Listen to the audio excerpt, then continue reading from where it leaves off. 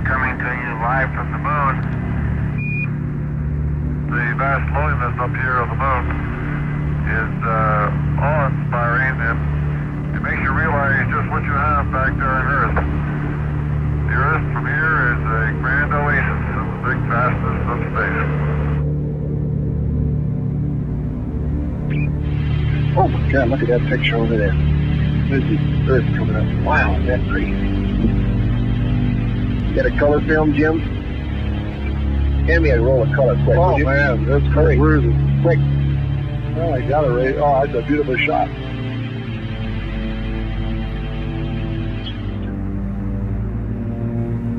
From the crew of Apollo 8, we close with good night, good luck, and God bless all of you on the good Earth.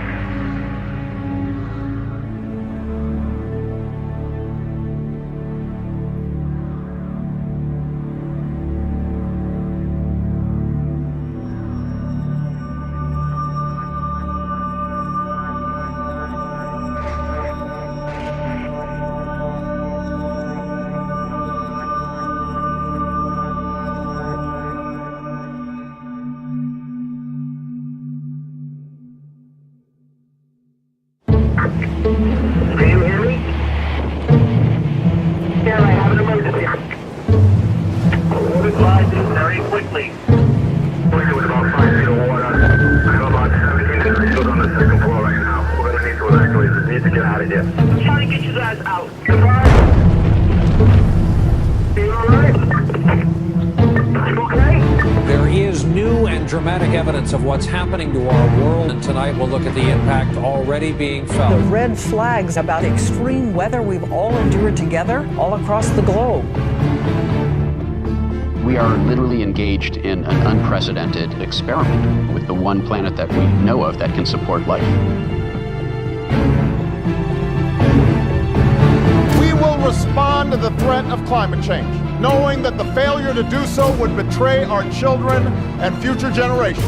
The big question mark is the future, of course, and a new kind of normal.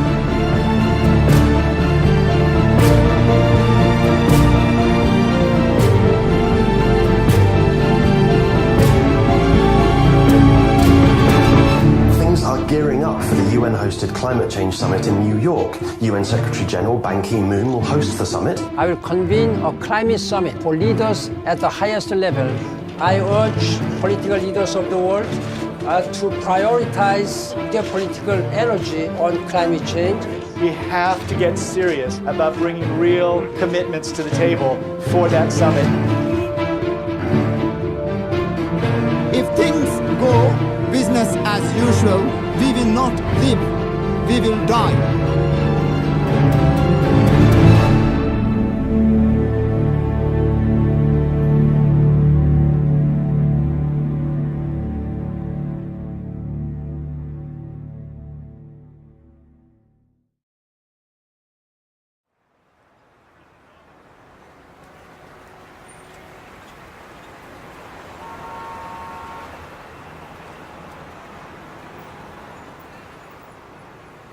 On September 23rd, the United Nations is holding a historic climate summit where they've invited world leaders and heads of state from around the world. We're trying to organize the largest ever climate rally on the streets of New York in response to this, hopefully turning the tide of what comes out of that summit and reshaping what the entire climate movement looks like going forward. Climate tipping points are scary, but if we stay connected to each other, we can build the largest climate mobilization in history. We all have power to create the movement tipping point on climate change, the one that takes our leaders from this place of inaction and puts them on a journey towards saving the planet. All of the big social movements in history have had people in the streets. Women's voting rights, civil rights movement, and even more recently on climate issues, our big successes have happened when people left their homes and went out into the streets. This is a bigger fight than, in fact, has ever been won. It's not that we need to save the Earth. We need to save the systems that make the Earth compatible with human existence and the existence of other life forms. This is the fight of our time, but none of us should exactly have to be activists about all this. In a rational world, the fact that scientists had said the worst thing on Earth is happening now, and here's what you can do to stop it, that would have been enough to push our systems into action. Yeah, of all the things that probably get me most upset, it's when people start presenting climate change as if it's something new. The science behind our understanding of man-made climate change is very, very old and very well established. So the task we've taken on is documenting this history to help us understand where we are, how we got here, and how we can change course. Scientists have known for more than 150 years that carbon dioxide was a greenhouse gas. Fourier came up with this notion that there were gases in our atmosphere that allowed sunlight to pass through like a window, but then when sunlight bounced off the Earth's surface, they trapped the heat in, right? So you had now this establishment of what we now call the greenhouse effect. In the 1850s, John Tyndall made laboratory measurements of the absorption of heat radiation by carbon dioxide. And he concluded that if you change the CO2 in the atmosphere, it's going to affect the planetary energy balance. Tyndall was the one who really came along and proved that carbon dioxide was a natural thermostat that helped set our planet's temperature. In the late 1800s, it was the great Swedish chemist Arrhenius who first did the calculations about what would happen as we, as he put it, evaporated our coal mines into the air. But people didn't pay much attention to that in the 20th century because we were too busy figuring out cool new ways to burn fossil fuel. It was only in the late 1950s that we even bothered to measure to see if it was accumulating in the atmosphere. That instrument, which went up on the side of Mauna Loa in Hawaii, is the most important scientific instrument in the world. Beginning in 1959, it found that there was a steadily accumulating amount of CO2 in the atmosphere, the so-called Keeling curve.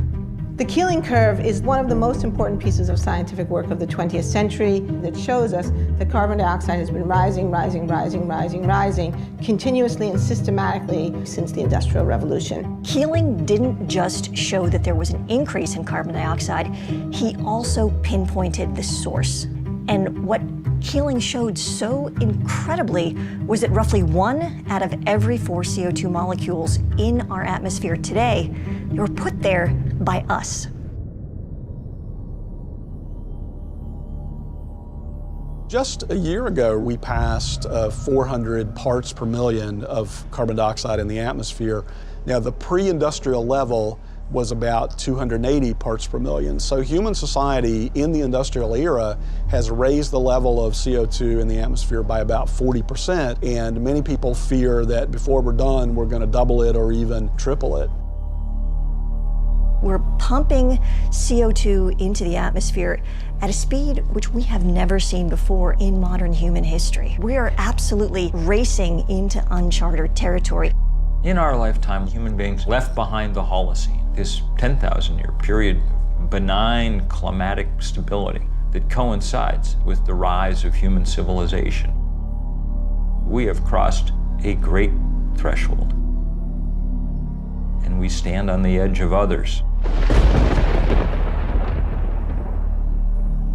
I remember when the Weather Channel was this kind of like nice, sleepy little station. Now it's like a horror show. The climate is being disrupted. That's not for next year or 1,000 years from now. That's happening right now. What all climate scientists will agree on is that the entire atmosphere has changed. All the atmospheric dynamics have changed. So every event that happens now is in the context of climate change. It's different from how it would have been.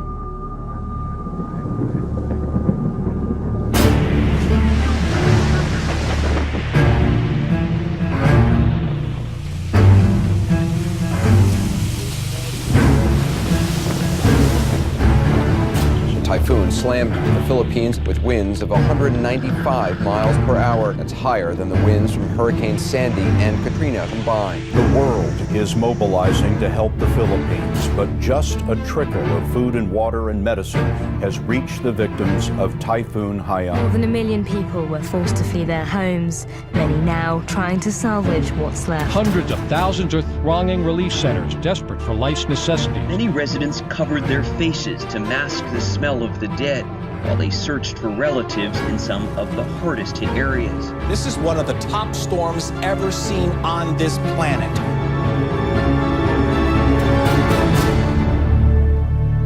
Mr. President, Your Excellency, what my country is going through as a result of this extreme climate event is madness. Super Typhoon Haiyan made landfall in my own family's hometown. And the devastation is staggering. I struggle to find words to describe how I feel about the losses. To anyone outside who continues to deny and ignore the reality that is climate change, I dare them to get off their ivory towers and away from the comfort of their armchairs. I dare them to go to the islands of the Pacific. We refuse as a nation to accept a future where super typhoons like Haiyan become a way of life. We refuse to accept that running away from storms, evacuating our families, counting our dead become a way of life. We simply refuse to. We can fix this. We can stop this madness.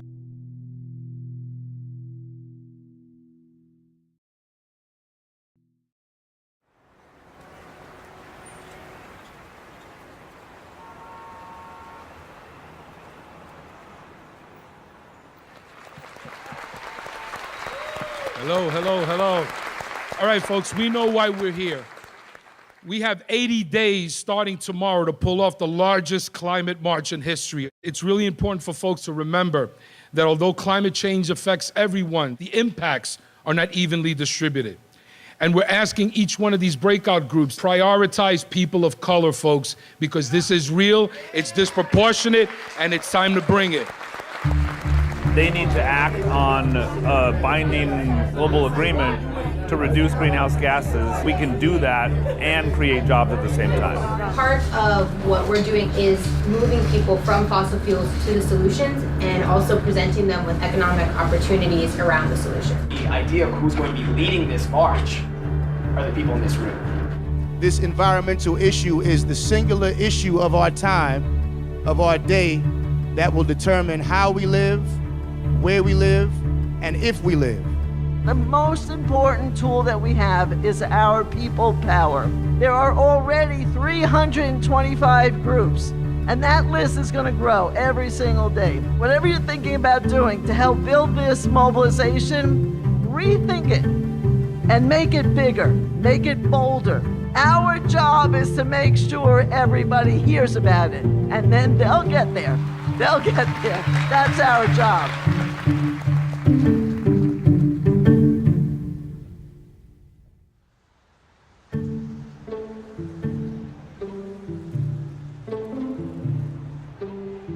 In 1982, the UN convened a first special session on nuclear disarmament. And we came together and said, when the representatives of governments all around the world gather in New York City at the UN, we need to be on the streets making our voice heard. New York City's anti-nuclear demonstration turned out to be the biggest political demonstration in U.S. history.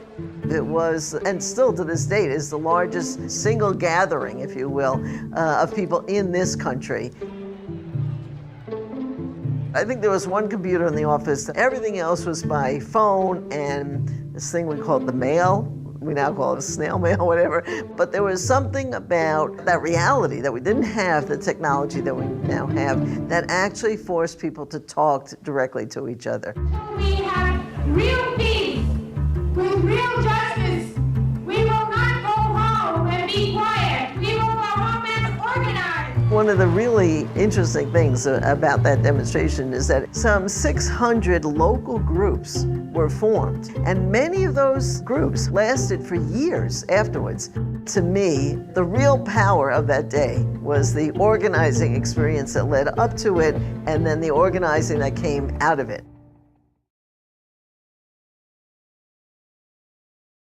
Some experts are saying now that the whole world is heating up because of a global greenhouse effect.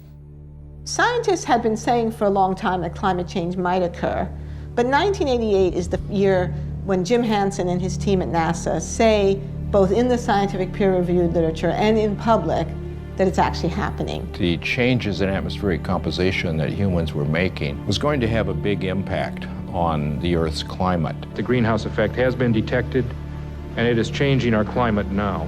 Hanson's testimony was reported on the front page of the New York Times, and there was actually a bill introduced into Congress, the National Energy Policy Act, to immediately begin to phase out the use of fossil fuels in order to prevent disruptive climate change. And of course, that was supported by the creation of the IPCC, the Intergovernmental Panel on Climate Change, that year. So there was political momentum, there was scientific momentum, there was strong scientific evidence, there was media attention, and then the whole thing kind of fell apart. The Earth Summit, a 12-day, 178-nation conference on the environment, began today in Rio de Janeiro. Battle lines are already drawn between the haves and the have-nots. So far, all the agreements are non-binding, requiring no specific action on the environment. As time has gone on, the scientific warnings keep intensifying, and yet there has been no effective political response. All political efforts to get a handle on this issue have essentially failed. I am the one that is burdened with finding the balance between sound environmental practice on the one hand and jobs for American families on the other. The agreement hammered out in Kyoto, Japan, requires industrialized nations to make substantial cuts in greenhouse gas emissions. The United States actually never ratified the Kyoto Protocol, which is one reason it didn't work. President Bush ignited a storm of controversy when he decided to abandon the Kyoto Protocol, which sets caps on the emissions of greenhouse gases in developed nations. For nearly 2 weeks, the U.S. delegation had blocked proposal after proposal, draft after draft, refusing to even discuss mandatory cuts in greenhouse emissions. Now we switch to the big climate conference going on in Copenhagen. Today, developing countries made themselves heard. People are dying.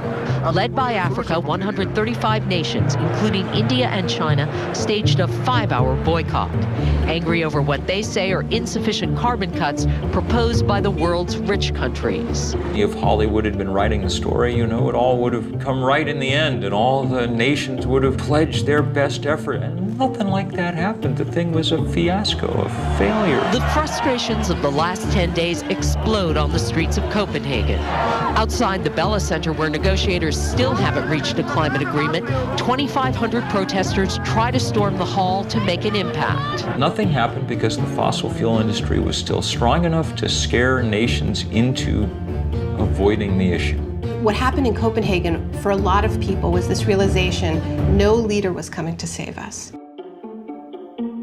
We have to be strong enough to scare our national leaders into doing the right thing in New York City in September. If we can demonstrate that, then better things will happen in Paris than happened in Copenhagen. These things are not separate moments in time. This is all part of one string, and what we're fighting towards in Paris is highly dependent on what happens in September. This is going to have to be the fight of our lives.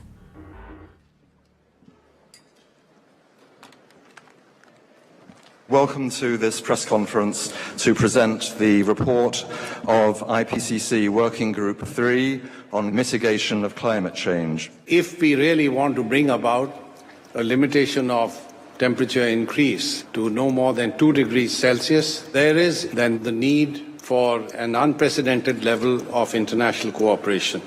The way we've approached climate change is the scientific community builds the case, it synthesizes the evidence, it presents that evidence then to the policymakers. We've proven beyond a doubt that climate change is real, that the Earth's temperature is warming, that warming is predominantly caused by the burning of fossil fuels and other human activities, and that additional warming poses a significant threat.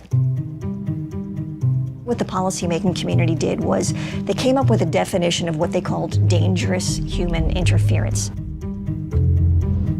In 2009, the nations of the world agreed on a target of 2 degrees centigrade or 3.6 degrees Fahrenheit of maximum warming above the pre-industrial level. That would require emissions worldwide almost entirely stopping within a matter of decades. A lot of people talk about 2 degrees being the safe level. Well, there is no safe level. 2 degrees is a round number that would be safer, but will still have substantial climate impacts. 1 degree is melting the Arctic and the Antarctic. We'd be crazy to find out what 2 degrees will do, but we're probably going to find out. Even if we do everything right at this point, that's about as good an outcome as we can hope for. The other thing that the IPCC did was that they tied that 2 degrees Celsius, 3.6 degrees Fahrenheit threshold to the amount of fossil fuels that we can actually burn. And they came up with this red line in the sand, which was 1 trillion tons of carbon. The problem is that we're already more than halfway there. We're approaching 600 million tons already, and at the rate things are going, we will have completely exhausted that carbon budget within 30 years. The same leaders who say they want the temperature to go up no more than 2 degrees have put forward a series of proposals that, when you add them up, leads to the temperature rising 6 degrees. A point past which most sane scientists think civilization on the scale that we now know it will not be possible. It's almost a kind of refusal to come to grips with reality. There's just this enormous gap between what countries say they want to do and what they're actually on track to do. People call this the emissions gap. Much of this is about mathematics. You got to leave 80% of fossil fuel in the ground. Fossil fuel industry wants to burn all its reserves. If they do, then we get that 6 degrees. Each day of inaction, each day of business as usual puts us closer and closer on this crash course.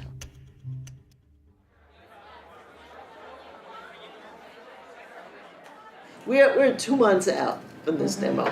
And obviously, we all know in this room, a tremendous amount of work is happening every day, getting the word out, organizing people, mobilizing people. At this point, every day counts.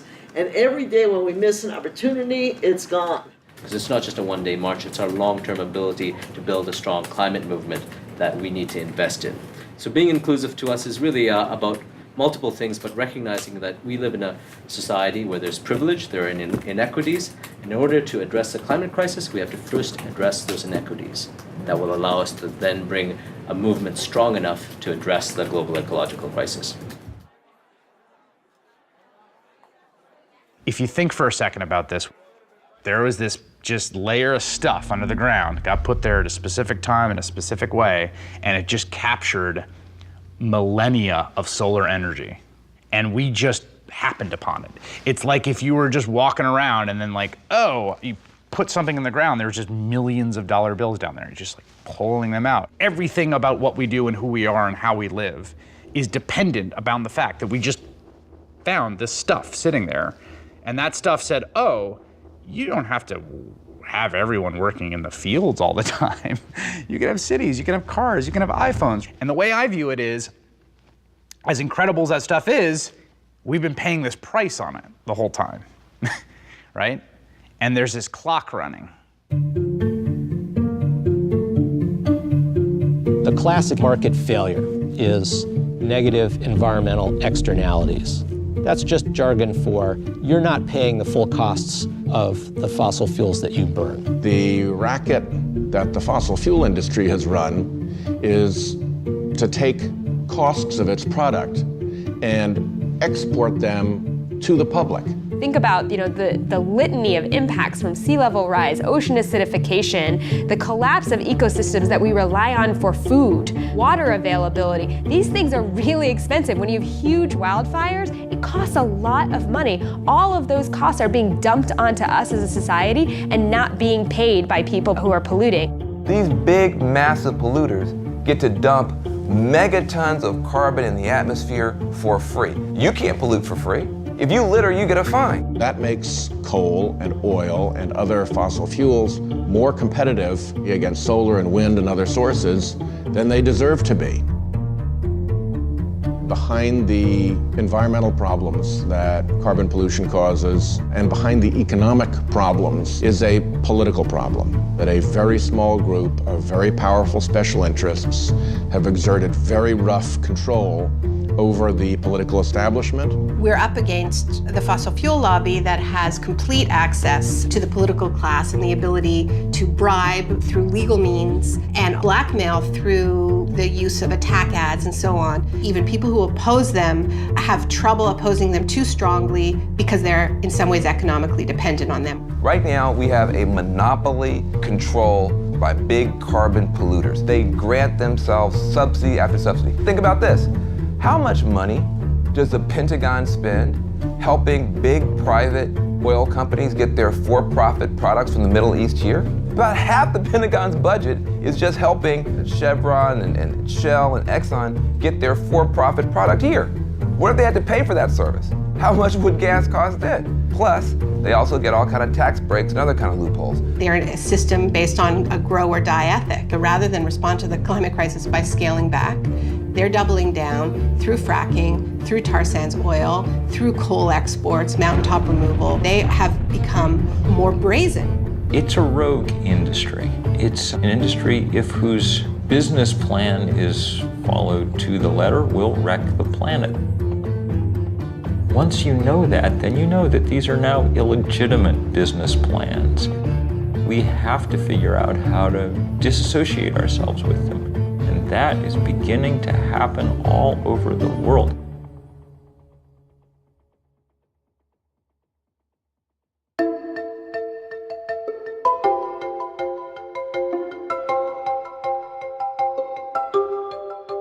On the great lawn of Central Park, I was up on a stage probably 70 feet in the air, looking out at that sea of people stretching out farther than the eye could see. The crowd estimates later were larger than 1 million people. April the 22nd, 1970. The grassroots mobilization, which we recall as the first Earth Day. 20 million Americans called away from their jobs and their classes into the streets of their communities. When Nixon was looking at television at these huge crowds in city after city after city across the country, he apparently muttered to Ehrlichman, man, a lot of those people have got to be Republican. And Republicans needed him to do something for them on this issue, he felt, and it was Nixon, arguably one of the most anti-environmental presidents in American history, who felt compelled to sign the Clean Air Act. I think the things that we've been doing to date are a reason to give us a little bit of hope. We've seen a degree of responsiveness on the part of the House of Representatives and on the part of the U.S. Senate. In a matter of 3 years, we passed the Clean Air Act, the Clean Water Act, the Safe Drinking Water Act, the Endangered Species Act, the Marine Mammal Protection Act, National Environmental Policy Act, the Environmental Education Act, Superfund. I'd go so far as to say that with the possible exception of the New Deal, it was the most fundamental restructuring of the ground rules of the American economic system that the nation has experienced.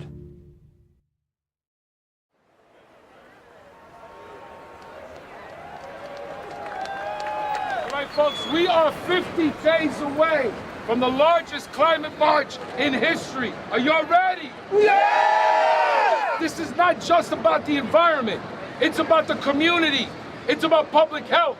It's about jobs. It's about justice. It was labor that got this city up and moving. Yes! Yes! And it'll be labor that continues to move this city.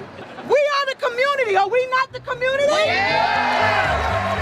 For our people who have been at the front line, not being able to breathe, suffering from asthma, upper respiratory, pulmonary disease, cancer clusters because of environmental racism. Climate change exacerbates every kind of social injustice that faith communities have fought against for thousands of years. And we will not stop marching and praying and acting until we have a strong climate treaty. We got a movement, brothers and sisters, and we got to stay together. So join us on the 21st to march and send that signal to the United Nations. The people united will never be defeated. El people unido jamás será vencido. It's only by accident that we even think of climate change as an environmental issue. You could just as easily think of it as another example of what happens in an unequal society. The people who've contributed the least to climate change and who've benefited the least from the use of fossil fuel are the first people to feel the effects. People in the poorest parts of the world suffer enormously already and will suffer enormously more as the century wears on. Climate disruption is a social justice issue. Who gets hit first and worst? every time there's one of these weather disasters. It's low-income people, it's people of color, it's people who can't get out of harm's way, and people who can't bounce back easily because they don't have the money or the social standing or the political connections. Our communities are disproportionately impacted. We're all seeing that it's the indigenous people, the people of color, the low-income people who have historically suffered the burden of so many other politically driven crises. There are so many countries that have been systematically plundered over hundreds of years, and this is often described as an ecological debt, climate debt. The whole idea that there are disposable places was always a racist idea, the idea of sacrifice zones, just treating people in places like garbage. The place where it's hardest for it to sink in is in the suburban United States. We're insulated against the natural world. That's what the suburbs really are, a way of making you not notice the natural world very much. And we're insulated in those places by wealth. At least we think we are.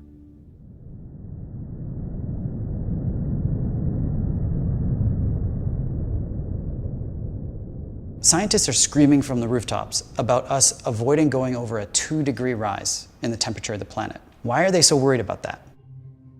If we go over that amount of warming, there are feedback loops in our ecosystems, tipping points that climate change could spin out of control, and it happens like that.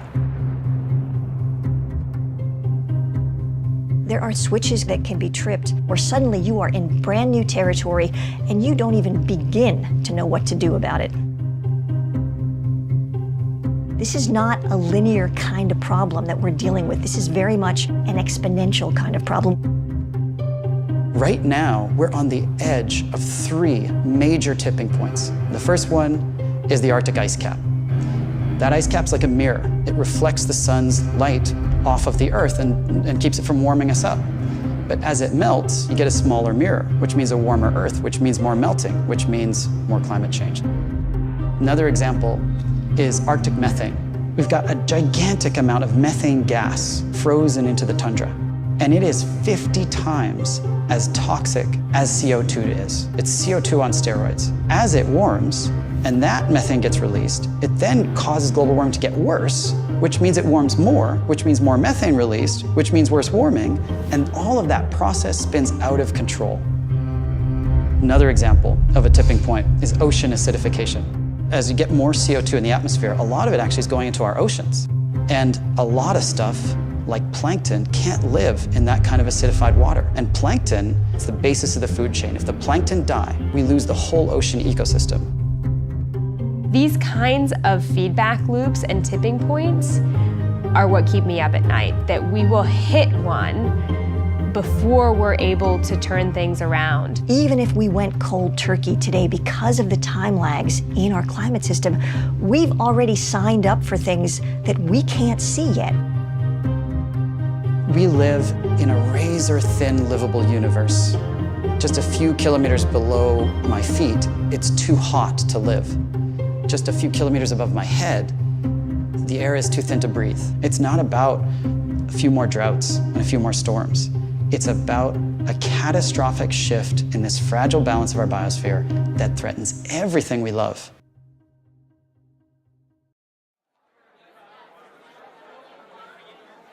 What we all need to be focused on is turnout, turnout, turnout. Youth, is there somebody that wants to do an update from youth, Armando? So just a quick list of things I wanted to go over. Obviously, a lot of the folks who are working on the youth stuff are at the Climate Justice Youth Leadership Summit. There's a lot of organizing going on right now there for the People's Climate March, so a lot of people who may not have been plugged in already are getting informed about it, and the people who already are informed about it are getting even more people fired up about it. There's a lot of things that we pay attention to, that we focus on, that are fun, but they are short-lived and they are not for the betterment of us. We have to reprioritize what's important to us. Our environment isn't just ice caps melting in Antarctica. We're the ones who face the problems day to day. If you're breathing in smog or your little brother has asthma, that's environmental injustice. And those are things that we have the power to push back on. Imagine being the person who changes the face of climate change so that we don't have to deal with those impacts every day.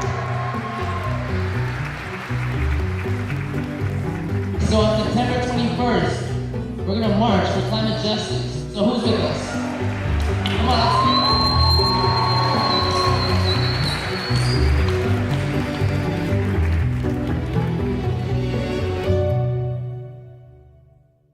Okay, all right. Yes, we pull the fossil fuels out of the ground, we put them in the incinerator, they put the carbon in the sky, it warms the earth, lots of bad stuff's gonna happen, heat waves, extreme weather, floods. Okay, sure. But I mean, really, is that the thing I care about most?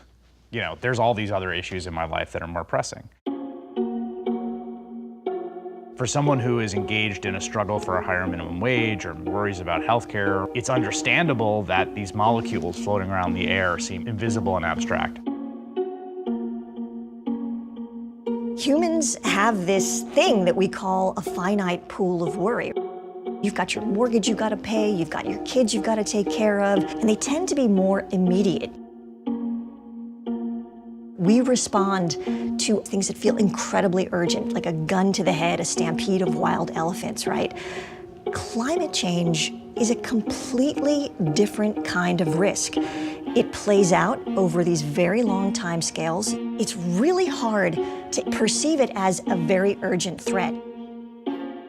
The other thing that happens is that there's something called a single action bias. We have this tendency to see a threat and then we try to fix it with one thing. It's like the silver bullet solution. When we look at climate change, we become overwhelmed by it because there's so many different ways that we're gonna need to fix it. 25 years we've been talking about climate change. The level of scientific reports becomes higher and higher and higher. Why has that still not compelled the majority of people to action?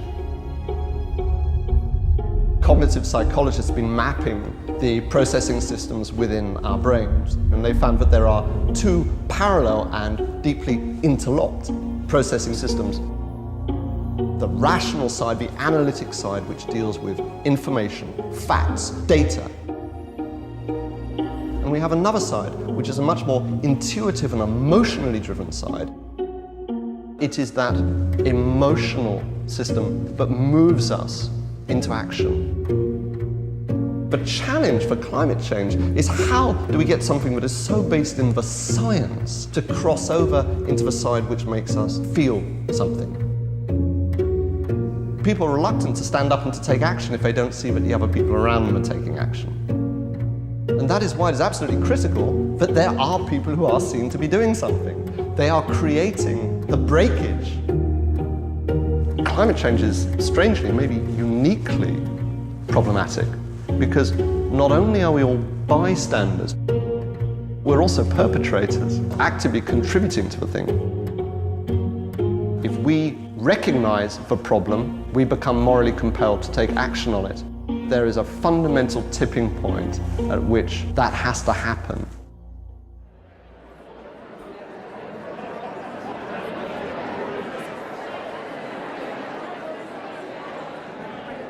Change doesn't happen because people decide to stay home and click like on Facebook. Change happens because people like you and I decide to get involved. We didn't want to leave it to world leaders. Their track record is not very good in dealing with this question. I am a trade unionist, and I am an environmentalist, and I see no conflict whatsoever in those two things. It's in our core self-interest as a trade union movement to help build the path to a sustainable future and get on the right side of the climate change issue sooner rather than later.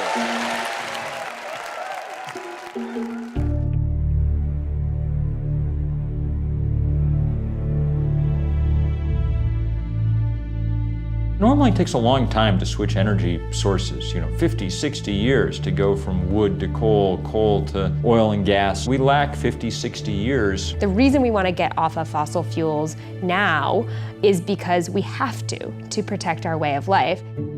We need a vision for what the post-carbon economy looks like. that is inspiring enough and delivers enough in terms of jobs, in terms of new opportunities, in terms of better health. It has to be exciting. There are many more jobs available to people who are going to be building wind turbines, retrofitting houses so they waste less energy. Solar panels have to be installed by a person. That person has to go to your home. There's no way to outsource putting that solar panel onto a roof. A 100% renewable economy is within our grasp. It's economically and technologically possible. It's not something that we need to keep researching, because it's always off in the distance. No, it's here. It's a question of political will. If you look at the renewable revolution that's happened in Germany, it wasn't about leaving the renewable sector to the market. It was about creating different incentives. And there was an explosion of innovation and creativity. Germany is now the #1 solar country in the world, even though they have the same amount of solar incidents as Alaska. Can we do it? Can we take the power that has been highly centralized and highly focused and controlled by very few hands, and it is not an accident that very few hands controlling power in the sense of electricity leads to very few hands controlling power in the sense of political power. We are going to try a global experiment that is going to be the most difficult thing human beings have ever done, which is to rip those two apart, which means we are democratizing power in both senses of the word. The real question is, are we gonna scrape the bottom of the barrel for the last polycarbons on Earth to burn them too? Or can we actually show some restraint, which we ask our children to do? Don't eat the last 17 marshmallows. Could you just show some restraint and choose a wiser course? A Canadian company called TransCanada wants to build the Keystone XL pipeline. The $13 billion system would carry crude oil from the so-called tar sands region in Alberta to Houston, Texas for refining. The Keystone XL pipeline has become a huge focus of controversy. The tar sands oil is particularly dirty, it's particularly carbon intensive. An estimated 2,000 environmental activists from across the continent plan to gather in Washington, D.C. to launch a 2-week protest. It has become a symbol to both sides in this debate, where the people who want further development of fossil fuels see getting Keystone through as core to their strategy, and on the other side, the climate activists see it as a symbolic fight that they have to win. I'm here as a Nebraska citizen and landowner. I am on the advisory board of the Center for Health and the Global Environment at Harvard Medical School. I'm an evangelical Christian. I'm a proud member of the Transport Workers Union of America. You know what's so fascinating about this whole Keystone thing is that was supposed to be a wedge, and instead it's been turned upside down. Now it's actually a base that is lining up constituency after constituency. Today we act! Today we send a message to them and everybody else. We are taking back our futures! Something extraordinary and unexpected has backfired out of the ambition of the fossil fuel companies. They've built a movement by mistake. If you are going to be risking arrest, you're going to be lining up over here. One of the tools that came into play was peaceful civil disobedience to show the moral urgency of these problems, that this was the crisis of our time. I saw a story in one of the trade publications, the oil industry, not long ago, and they said, we're never going to get to build another pipeline in peace again. And I hope they're right.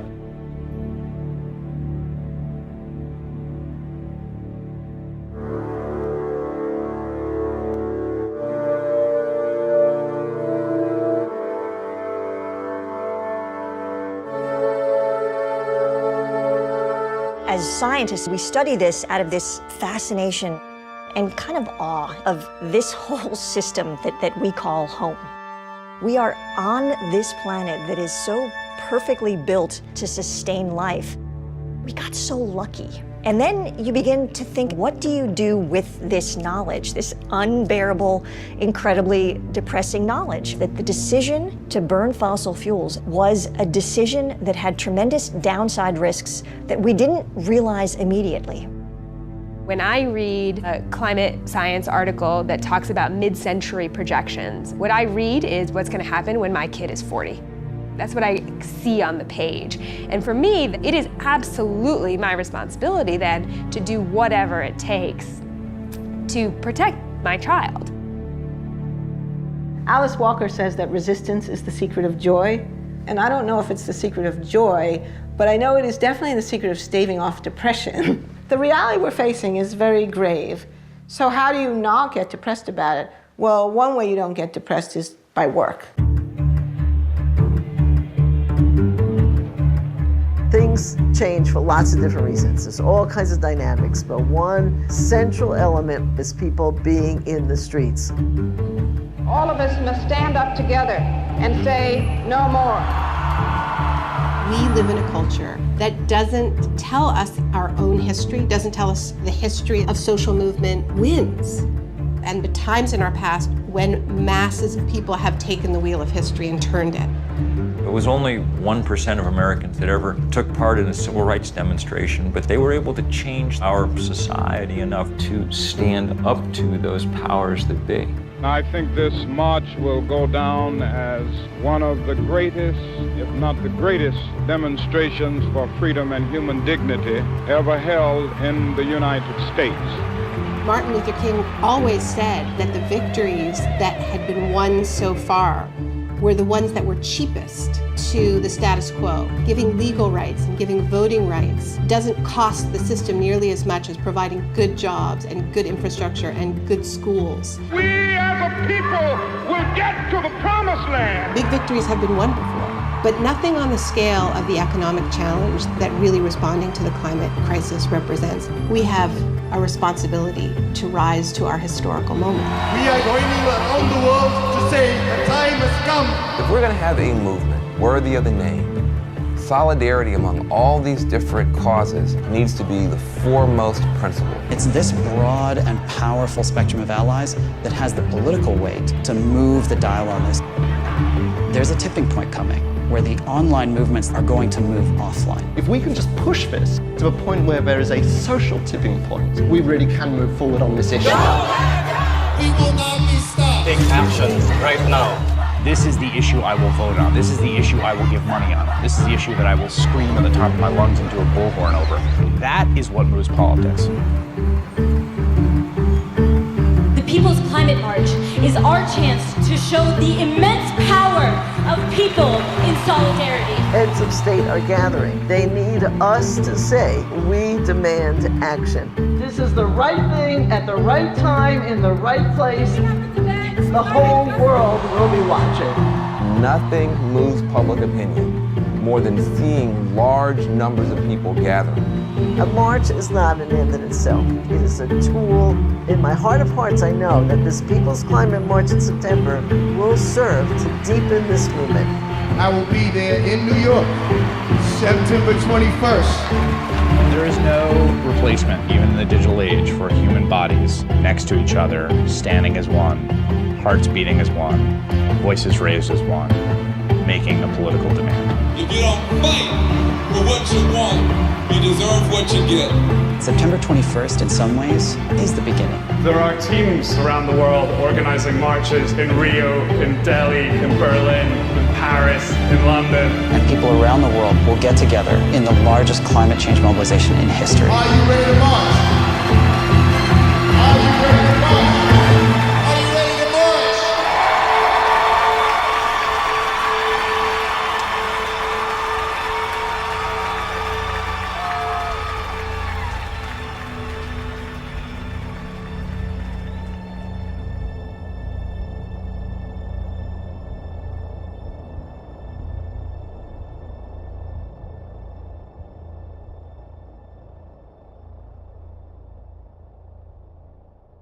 You can't undo the day after something like that happens.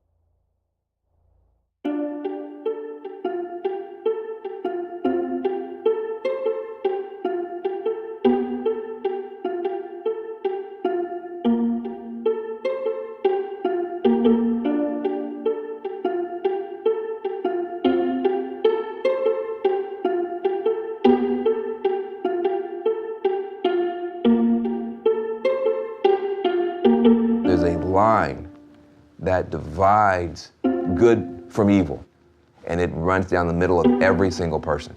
When we prevail, it won't just be because we beat the worst instincts of other people. It'll be because we overcame the worst instincts and the worst fears even within ourselves.